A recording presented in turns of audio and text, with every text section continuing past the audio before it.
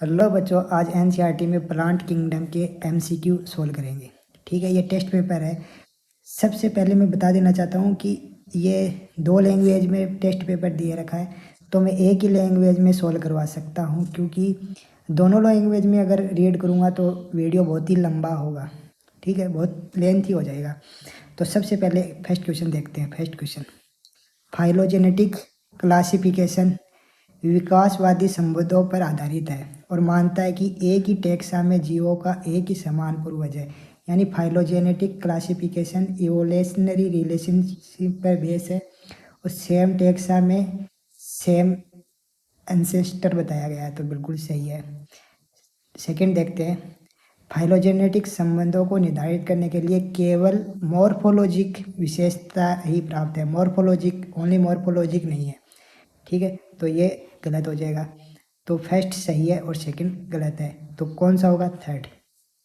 Next देखते हैं, निम्नलिखित में से कौन सा कथन सही है? Which of the following statement are correct? तो करेक्ट स्टेटमेंट बताना है हमको। तो करेक्ट देखते हैं कि न्यूमेरिकल टेक्सोनॉमी में सभी वर्णों को समान महत्व दिया गया, यानी सबको, सभी कैरेक्टर को समान इम्पोर्टेंस दी गई है, बिल्कुल सही है। सेकंड देखते हैं क्या दे रखा है।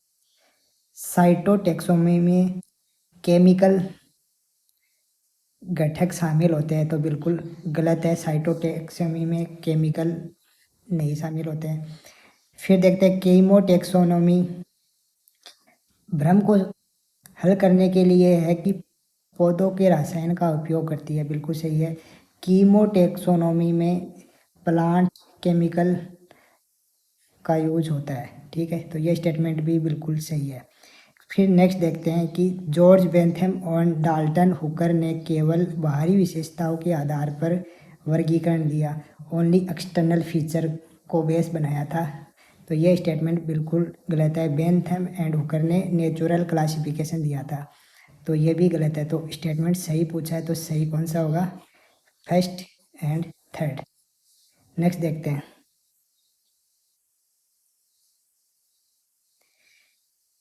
Match the flowing algae and product and उसका यूज दे रखा है।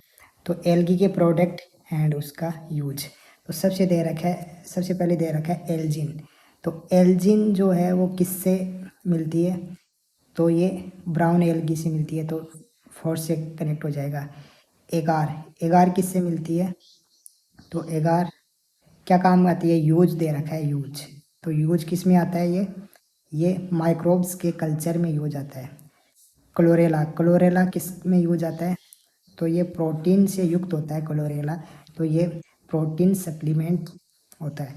केराजिन, केराजिन किससे मिलती है? रेड एल्गिन से।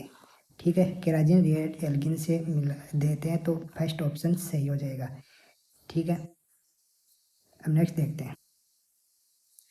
यहाँ दे रखा है फ्रेन के जीवन चक्र के बारे में निम्न को पढ़े एंड जीवन चक्र का सही क्रम बताइए, यानी करेक्ट सीक्वेंस बतानी है। किसमें?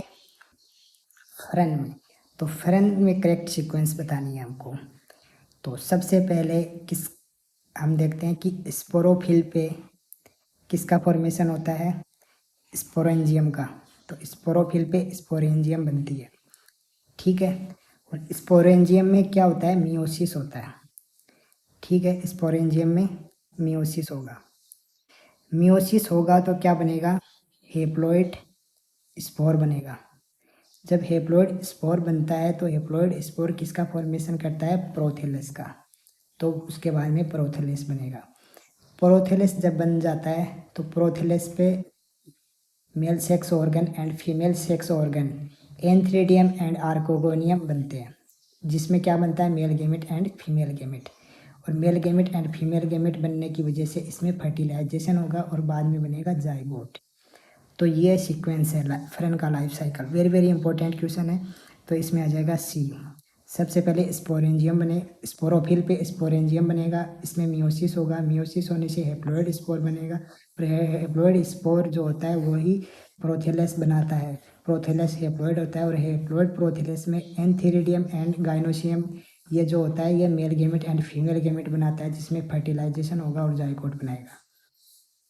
नेक्स्ट देखते हैं, पादपों के किस समूह में पहली बार एम्ब्रियो बना था? तो एम्ब्रियो किस में बना था? एम्ब्रियो के बारे में पूछा है कि एम्ब्रियो किस में बना था। तो ब्रायोफाइटा में एम्ब्रियो बना था, क्लोरोफाइसिस में नहीं बना था। ब्रायोफाइटा में सबसे पहले एम्ब्रियो बना था, तो सेकंड ऑप्शन सही हो जाएगा। फिर नेक्स्ट देखते हैं, इनमें दे रखा है कि मैच करना है हमको सही। एल्गी की क्लास दे रखी है और उसका रिप्रोडक्टिव फीचर दे रखा है। एल्गी की क्लास एंड रिप्रोडक्टिव फीचर, सबसे पहले ये एल्गी की क्लास दे रखी है और इसका रिप्रोडक्टिव फीचर दे रखा है। क्लोरोफाइसी, क्लोरोफाइसी के अंदर जो इसके अंदर जो स्पोर होता है उसको बोलते हैं जू स्पोर, और ये इसमें दो फ्लैजिला मिलते हैं, इसकी वजह से इसको बाई फ्लैजिलेट जू स्पोर भी बोलते हैं। ठीक है, और ये विभिन्न लैंगिक रूप में मिलते हैं, यानी इसमें सेक्सुअल फॉर्म बहुत ही ज़्यादा होती है। ठीक है, तो ये इसमें फर्स्ट मैच हो जाएगा। फिर फियोफाइसिस से मैच करेंगे। फियोफाइसिस में जो स्पोर बनता है वो जू स्पोर होता है, और जू स्पोर के दोनों साइड में, ठीक है, एक एक फ्लैजिला होती है। तो लेटरल साइड में होती है, लेटरल साइड में फ्लैजिला होती है, दो फ्लैजिला होती है, और अनइक्वल होती है, अनइक्वल फ्लैजिला होती है दो। ठीक है, किसमें? फियोफाइसी में। तो ये फियोफाइसी से मैच हो जाएगा। फिर रोडोफाइसी, रोडोफाइसी में जो male gamete and female gamete दोनों ही कैसे होते हैं? नॉन मोटाइल होता है। जो गेमिट हो या फिर स्पोर हो, दोनों ही कैसे होते हैं? Non motile. रोडोफाइसी यानी रेड एल्गी, रेड एल्गी में जो स्पोर बनते हैं वो भी नॉन मोटाइल होते हैं, और जो गेमिट बनते हैं वो भी नॉन मोटाइल होते हैं। स्पोर जो बनेंगे और गेमिट जो बनेंगे ये सेक्सुअल और एसेक्सुअल रिप्रोडक्शन से बनेंगे, तो ये दोनों ही कैसे होंगे? Non motile. Very very important IMP question है, यहाँ से क्वेश्चन आते हैं हर साल कि रेड एल्गी में जो स्पोर बनते हैं वो मोटाइल नहीं होते हैं, तो यहाँ से क्वेश्चन हर साल आता है। फिर नेक्स्ट देखते हैं, इसमें दे रखा है एल्गी की क्लास दे रखी है और इसकी स्ट्रक्चर की फीचर दे रखा है, स्ट्रक्चर का फीचर दे रखा है, इसको हमको मैच करना है। तो सबसे पहले क्लोरोफाइसी को मैच करना है। तो क्लोरोफाइसी किससे मैच होगी? इस क्लोरोफाइसी की स्ट्रक्चर देखते हैं, तो इसमें सेल वॉल सेलुलोज की बनी हुई होती है, और 2 से लेके 8 इक्वल फ्लैजिला होते हैं। ठीक है, तो ये फर्स्ट से मैच हो जाएगा। फियोफाइसी के अंदर देखते हैं कि इसमें जो सेल वॉल होती है वो सेलुलोज एंड एल्जिन की बनी हुई होती है, और इसमें जो फ्लैजिला होते हैं वो 2 होते हैं और अनइक्वल होते हैं, यानी इससे सेकंड मैच हो जाएगा। यानी ये तो आपस में मैच हो रहा है, फर्स्ट सेकंड से सेकंड। फिर रोडोफाइसी में देखते हैं, इसके अंदर जो सेल वॉल बनती है वो किसकी बनी होती है? सेल वॉल पेक्टिन की बनी हुई होती है। ठीक है, और इसके अंदर सल्फेटेड एस्टर भी होते हैं, और इसके अंदर कोई फ्लैजिला नहीं मिलते हैं। किसमें? रोडोफाइसी में कोई भी फ्लैजिला नहीं मिलेगा, तो ये थर्ड से मैच हो जाएगा, यानी फर्स्ट सेकंड एंड थर्ड, यही ऑप्शन में फर्स्ट सेकंड एंड थर्ड। तो नेक्स्ट देखते हैं, मैं सिर्फ एक ही लैंग्वेज में आपको करवा सकता हूँ, क्योंकि दोनों लैंग्वेज में अगर रीड करूँगा तो बहुत ही बड़ा वीडियो हो जाएगा। अब देखते हैं, बीच पिगमेंट फेयर गिवन क्लोरोफाइसी, कौन सा पिगमेंट पेयर क्लोरोफाइसी को उनका विशिष्ट घास जैसा हरा रंग देता है, यानी ग्रीन कलर देता है घास जैसा? कौन सा पिगमेंट देता है? तो देखते हैं कि क्लोरोफिल A एंड B, ये जो पिगमेंट होते हैं ये क्लोरोफाइसी में होता है, और ये ग्रीन कलर देता है क्लोरोफाइसी को, तो ऑप्शन में आ जाएगा सेकंड। फिर नेक्स्ट देखते हैं, क्लोरोफाइसी के सदस्यों में पाए जाने वाले पायरिनोड्स निम्न में के भंडार में शामिल होते हैं, यानी पायरिनोड्स किसको स्टोर करते हैं? फाउंड, बताओ पायरिनोड्स। पायरिनोड्स क्या होते हैं कि ये स्टार्च अंदर की तरफ होता है और बाहर की तरफ किसकी लेयर होती है? प्रोटीन की। ठीक है, तो ये किस में मिलते हैं? इसमें क्या क्या होता है पायरिनोड्स में? स्टार्च होता है और प्रोटीन, यानी सेकंड ऑप्शन सही हो जाएगा। फिर नेक्स्ट देखते हैं, निम्नलिखित में से कौन सा एल्गी अपने उपयोग या गुण के साथ सही ढंग से मेल नहीं खाता है, यानी नॉट करेक्ट मैच? ठीक है, जो करेक्ट मैच नहीं है वो बताना है हमको।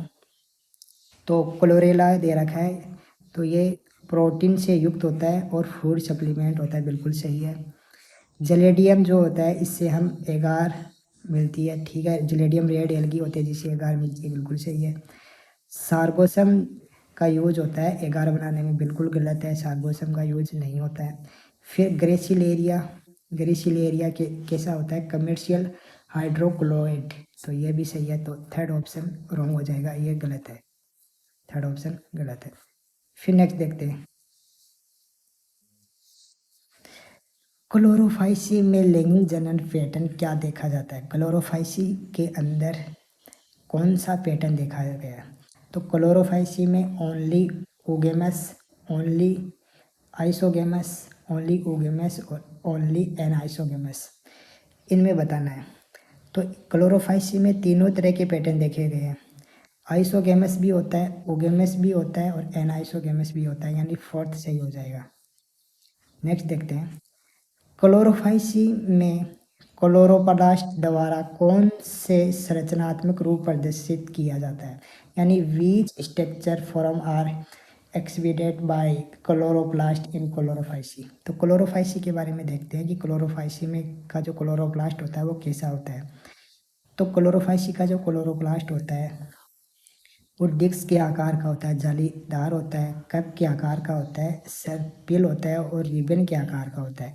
Very very important, direct question आ सकता है यहाँ से कि क्लोरोफाइसी का क्लोरोप्लास्ट कैसा होता है। तो डिस्क के आकार का होता है, जालीदार होता है, कप के आकार का होता है, सर्पिल होता है और रिबन के आकार का होता है।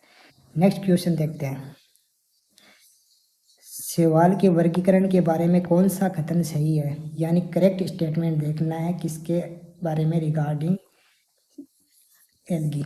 तो एल्गी के बारे में बताना है हमको।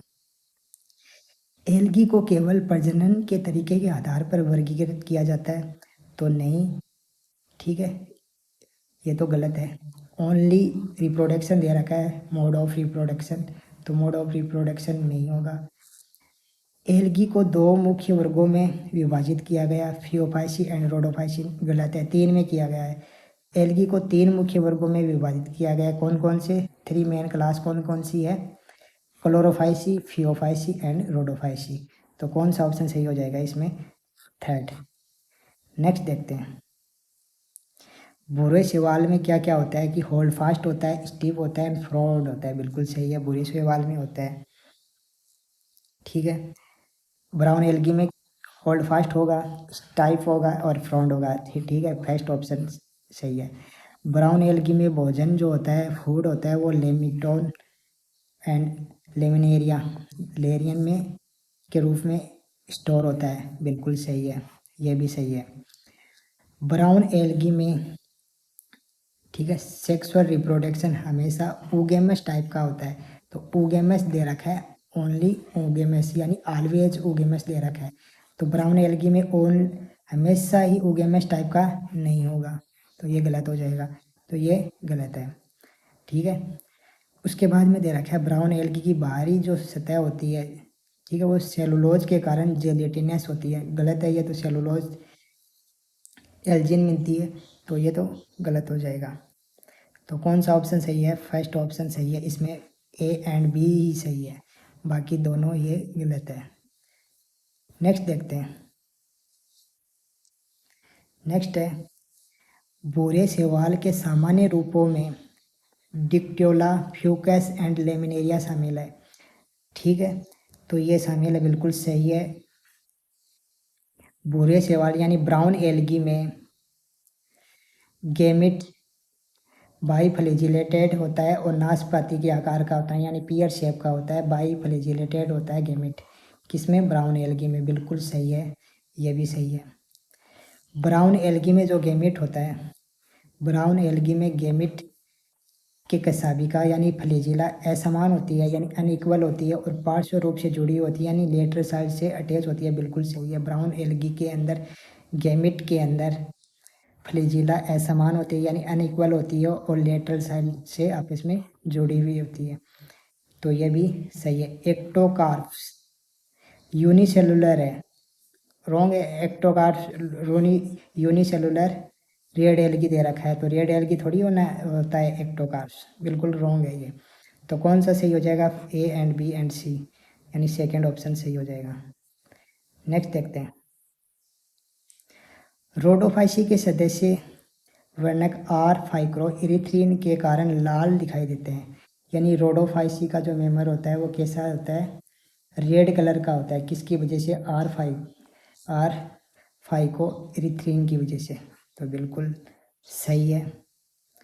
फिर देखते हैं रेड एल्गी केवल किस में मिलते हैं, वार्म वाटर में मिलते हैं, यानी गर्म पानी में उगते हैं। बिल्कुल गलत है, ओनली गर्म पानी दे रखा है तो ये गलत हो जाएगा।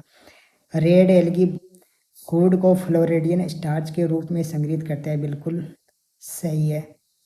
किसके रूप में करते हैं, फ्लोरिडियन स्टार्च के रूप में। तो ये ऑप्शन भी बिल्कुल सही है। फ्लोरिडियन स्टार्च संरचना में एमाइलोफेक्टिन जैसा दिखता है। तो बिल्कुल सही है, एमाइलोफेक्टिन जैसा ही दिखता है फ्लोरिडियन स्टार्च। ठीक है, एमाइलोफेक्टिन के समान ही होता है। तो बिल्कुल सही है। तो कौन सा ऑप्शन सही हो जाएगा, फर्स्ट। नेक्स्ट देखते हैं, रेड एल्गी में वास्तविक प्रजनन विखंडन द्वारा होता है। यानी रेड एल्गी के अंदर जो ट्रू रिप्रोडक्शन होता है वो किसके द्वारा होता है, वेजिटेटिव रिप्रोडक्शन होता है रेड एल्गी में। ठीक है, वेजिटेटिव रिप्रोडक्शन जो होता है वो किसके द्वारा होता है, फ्रेगमेंटेशन के द्वारा होता है। ये दे रखा है इसमें रेड एल्गी में।